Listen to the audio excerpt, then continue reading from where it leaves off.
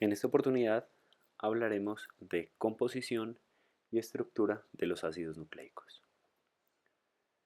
Los ácidos nucleicos son biomoléculas responsables de almacenar la información genética. Y al igual que las biomoléculas que componen nuestro cuerpo, están constituidas por átomos de carbono, hidrógeno, oxígeno, nitrógeno y fósforo.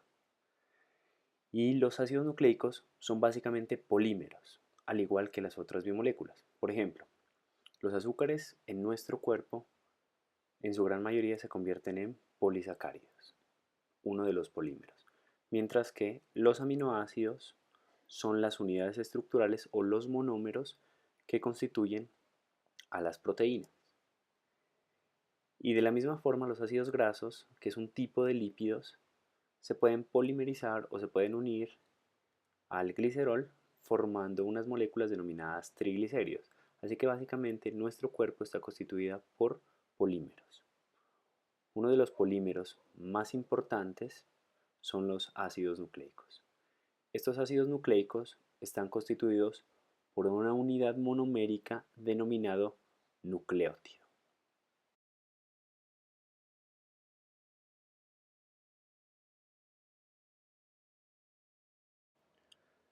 De esta forma tenemos los tres principales o los cuatro principales tipos de polímeros que constituyen nuestro cuerpo.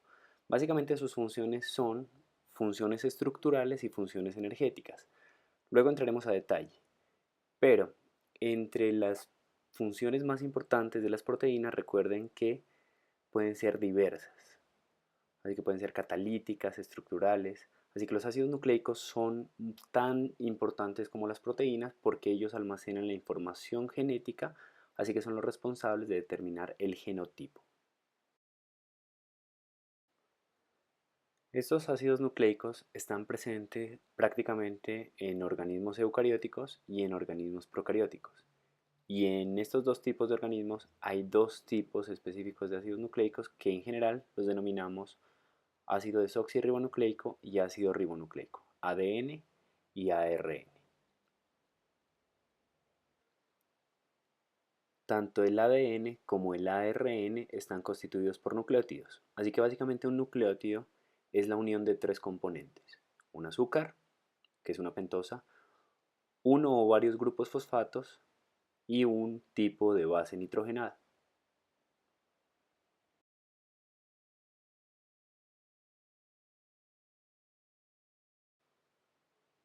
Estos tres componentes están unidos entre sí. Por una parte, el azúcar debe unirse a uno, a 2 o a 3 fosfatos. Y por otra parte, el azúcar, la pentosa, debe unirse a una base nitrogenada. Pero las bases nitrogenadas pueden ser de dos tipos. Pueden ser de tipo purínico, cuando tienen dos anillos, o pueden ser de tipo pirimidínico, cuando tienen un solo anillo. Las purinas, a su vez, pueden ser de dos tipos. Pueden ser adenina o guanina y ambas provienen de la hipoxantina, y las pirimidinas pueden ser de tres tipos: timina, citosina y uracilo. Recordando que la timina es exclusiva para el ADN, mientras que el uracilo es exclusivo para el ARN. Un detalle adicional sería que la pentosa puede tener un grupo OH en posición 3 y nada en posición 2, por eso se denomina 2-desoxirribosa, o puede tener OH en posición 2 y 3, que es el azúcar denominado ribosa. La ribosa, nuevamente, es exclusiva para el ARN, mientras que la desoxirribosa es exclusiva para moléculas de ADN. La numeración para las pirimidinas va en este sentido, mientras que para las purinas se numera primero el anillo de 6 vértices y luego el de 5 vértices. Para diferenciar la numeración entre las bases nitrogenadas y el azúcar, se utiliza la coma y se nombra como 1', 2', 3'. De esta forma se puede establecer entre qué carbonos se une o entre qué nitrógeno se une el azúcar con las bases nitrogenadas. A continuación se muestra un ejemplo de dos nucleótidos diferentes, un nucleótido de ADN y un nucleótido de ARN. Los componentes de este primer nucleótido sería la base nitrogenada, que corresponde a la citosina, tendría un azúcar que corresponde a la desoxirribosa y tres fosfatos. mientras que para este la base nitrogenada corresponde a una purina, que sería la adenina. El azúcar posee dos OH, por lo tanto es la ribosa, y también tendría tres fosfatos. La base nitrogenada se nombra diferente al nucleótido. Para el caso de la citosina, el nucleótido se nombraría como trifosfato de citidina, mientras que para la adenina, el nucleótido se lo nombraría como trifosfato de adenosina, o comúnmente conocido como adenosin trifosfato.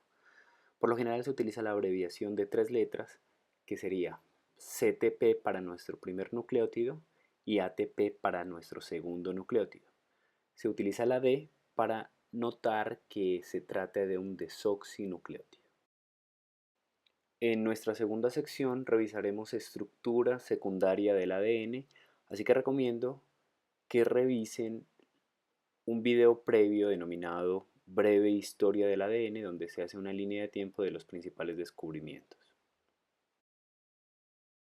Un detalle importante es mencionar que la unión entre el fosfato y el azúcar se da mediante un enlace fosfoéster, y la unión entre la base nitrogenada y el azúcar se da mediante un enlace N-glucosídico, en este caso con el anillo con el nitrógeno en posición 1, mientras que en este caso con el nitrógeno en posición 9. Así que en general para las purinas la unión con el azúcar es en nitrógeno 9 y para las pirimidinas en posición 1.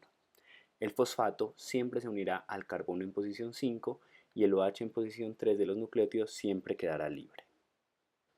Dentro de los descubrimientos más importantes de la estructura del ADN están lo planteado por Erwin Chargaff y James Watson y Francis Crick, donde Erwin Chargaff plantea la ley de equivalencia de bases nitrogenadas y plantea que siempre una adenina debe ir unida por una timina mediante puentes de hidrógeno, en este caso dos, entre la adenina y la timina.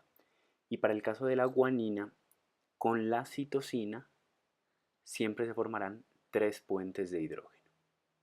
Erwin Chargaff plantea las leyes de equivalencia de bases nitrogenadas. De esta forma, siempre las bases nitrogenadas estarán unidas por puentes de hidrógeno, que fue lo planteado por James Watson y Francis Crick.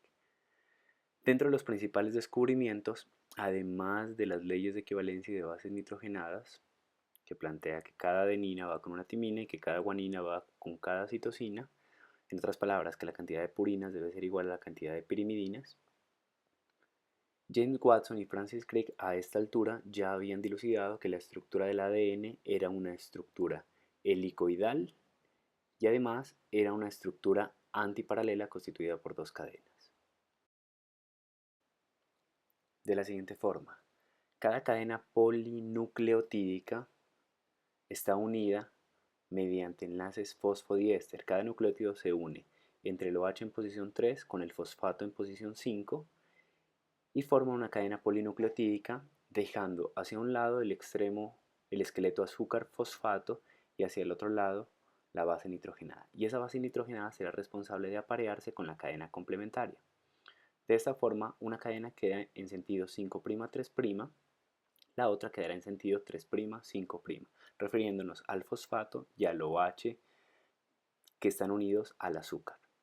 De esta forma, la adenina se unirá o se estabiliza con la timina, y las guaninas se estabilizan mediante tres puentes de hidrógeno con las citosinas. De esta forma, una cadena queda orientada en un sentido y la otra en el sentido opuesto. Por lo tanto, estamos hablando de la estructura doble hélice antiparalela.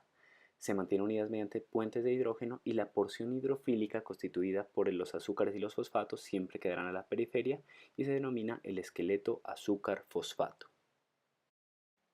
Las atracciones con moléculas de agua y las interacciones hidrofóbicas entre bases nitrogenadas permiten que la estructura del ADN gire en forma helicoidal, permitiendo que formen el alfa hélice dextrógira, que tiene 2 nanómetros de diámetro, pero hay que identificar dos estructuras importantes que son el surco mayor y el surco menor, estructuras claves para la unión de proteínas y para la lectura del ADN. De esta forma, se puede establecer que el ADN tiene una forma helicoidal, pero no es la única forma porque tiene formas alternas, denominadas ADNA, ADNB, ADNZ, ADNH, ADNG, entre otras. Además, el ADN se presenta en dos formas diferentes, que sería el ADN circular y el ADN lineal.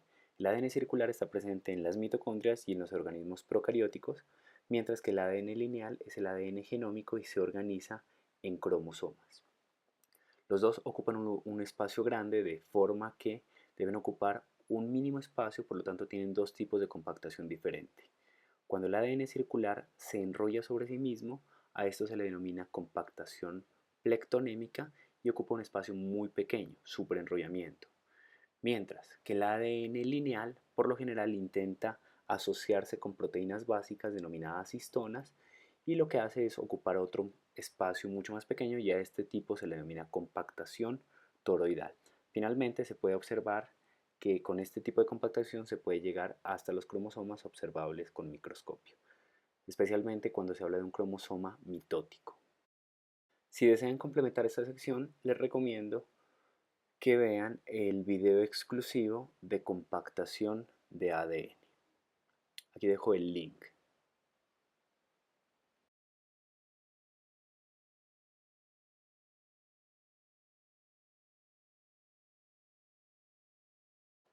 El otro tipo de ácidos nucleicos denominado ARN coincide en que sus componentes también son nucleótidos, pero no son nucleótidos, sino que los vamos a denominar ribonucleótidos, porque tienen ribosa como pentosa.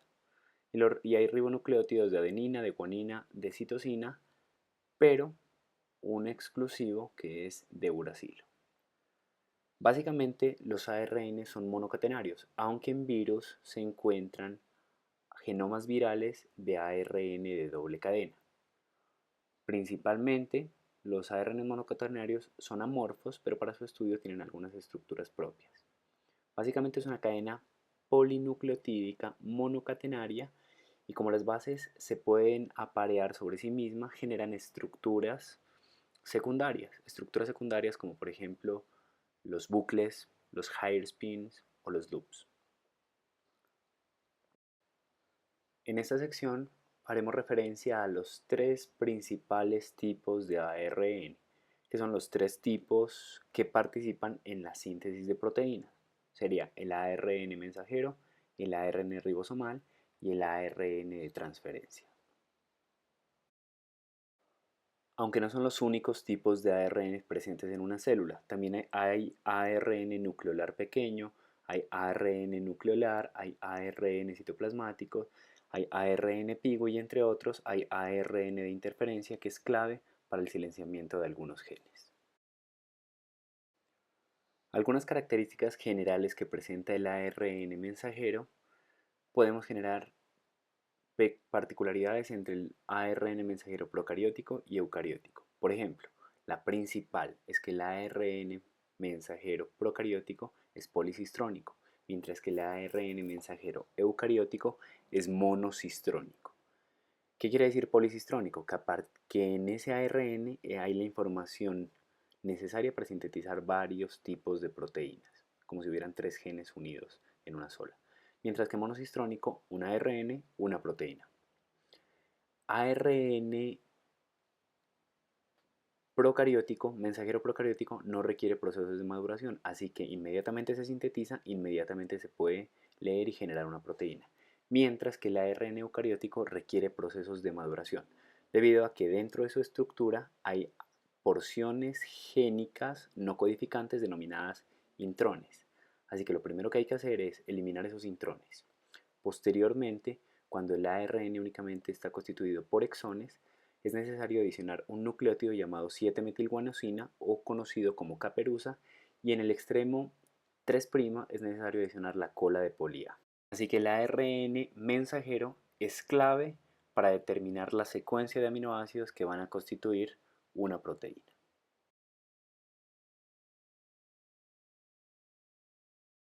Con respecto al ARN ribosomal, no podemos hablar de uno porque son varios tipos de ARN ribosomal. Son amorfos y dependiendo del organismo. Si el organismo es procariótico o eucariótico, tiene diferentes tipos de ARN. Para los organismos procarióticos, los ARNs que se encuentran son 23, 16 y 5S, mientras que los eucarióticos son 28S, 18S, 5.8S y 5S. Cada uno de ellos se encuentra en las subunidades mayores y menores de los ribosomas y son claves para generar la unión de aminoácidos. Así que la unión de aminoácidos depende básicamente de este ARN, así que podemos decir que tiene funciones catalíticas. Por último, el ARN de transferencia es importante porque es el responsable de transportar los aminoácidos. Tiene una forma de L y hay diferentes tipos para cada aminoácido.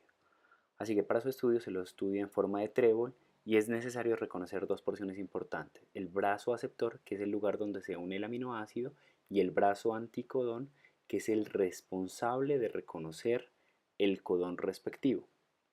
Para que el ARN de transferencia funcione, se requiere la presencia de una enzima adicional denominada aminoacil ARNT sintetasa, que es la responsable de reconocer el aminoácido, de reconocer al ARN transferente y unirlos en una reacción donde se utiliza ATP.